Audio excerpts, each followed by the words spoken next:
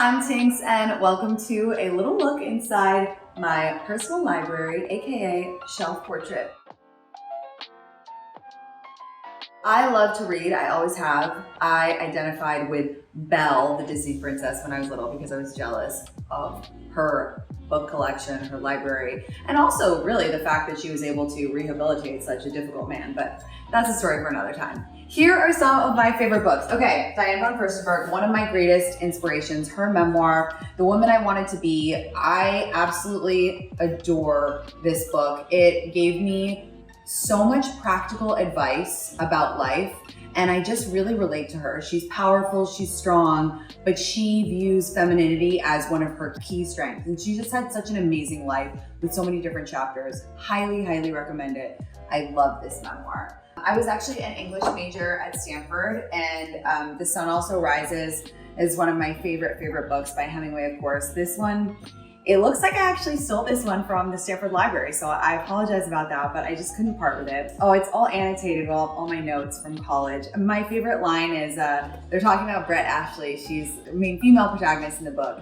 and he's describing her and he says, she was built like the hull of a racing yacht. And I'm like, what a way to be described. Like, please don't describe me anyway unless you're gonna describe me like the hull of a racing yacht. So good job, Hemingway, on that one.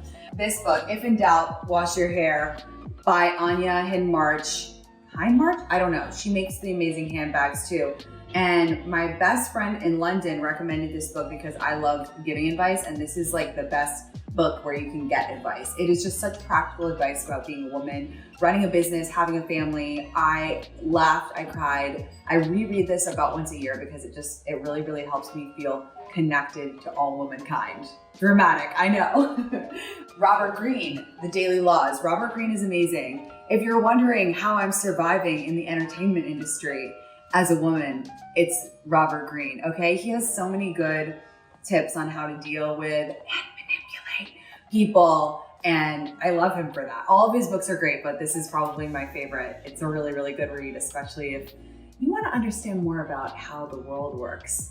And finally, I want to talk about another favorite book of mine. My book, The Shift, which is really a guidebook to self-esteem. It's a collection of my misadventures in my 20s. I just think it's so important for all women to know their worth when they go into the dating world. It's something that I really wish I had when I was younger. In my 20s, I was constantly seeking validation from men, and that ended up being really boring and really tiresome and really stressful. And dating should be none of those things. Dating should be an era of self-discovery. So it's a lot about dating, but it's also how to be a good friend, how to have better body image, and so much more.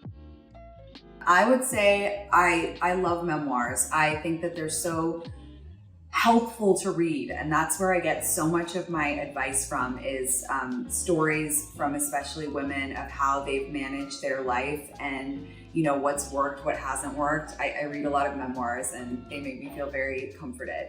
I think that Tinx, no, I'm just kidding. I have too many favorite authors to count. I would say, gosh, I love Palahniuk, I love Bret Easton Ellis, I love Hemingway, but all-time favorite author would probably be Shakespeare. I grew up in London, learning about Shakespeare, going to a lot of Shakespeare plays, and he's really just the GOAT. The last time that I stayed up all night to finish a book was reading Andy Cohen's latest book, The Daddy Diaries. I am such a big Andy Cohen fan, and his books are so funny and they just make me feel very warm inside. He has just such an exciting life, and I just couldn't put his last book down, so I stayed up pretty late. My favorite childhood books were probably the American Girl books that I know a lot of us love. They were all really depressing when you think back. Like literally all of them were going through a lot, but for some reason I really enjoyed those books, especially the ones about Samantha. I loved Samantha, and like Grand Mary, I think her name was. She was a bad bitch. There's a book called The Body Keeps Score, and it's an amazing book, and I have full intention to finish it. It's just very long. It's more textbooky than booky, but I am learning a lot, but it's taking me like a really long time to get through like this much. It's a work in progress. So my friend Nell Diamond is actually an avid reader. She started Hill House. But she just reads voraciously as well. I don't know how she has time because she has 3 kids as well. But I really recommend following her on Instagram. She has great book recommendations that are always awesome. Yes, I love making notes. I will often make notes in my phone because I love to discuss books that I'm reading with my friends or on my podcast or my radio show. So I do like to take notes. It's the English major in me. Book that I would love to see turned into a movie is A Little Life. I'm sure a lot of us want to see that turned into a movie. I'm sure we would all be crying for the entire movie, but I think it would be so good. And I think that we should cast Alex Skarsgård in that movie. Tell me your thoughts. Oh gosh. So many. Adam Sandler, I would love to read his memoir. He's had such an interesting and amazing life.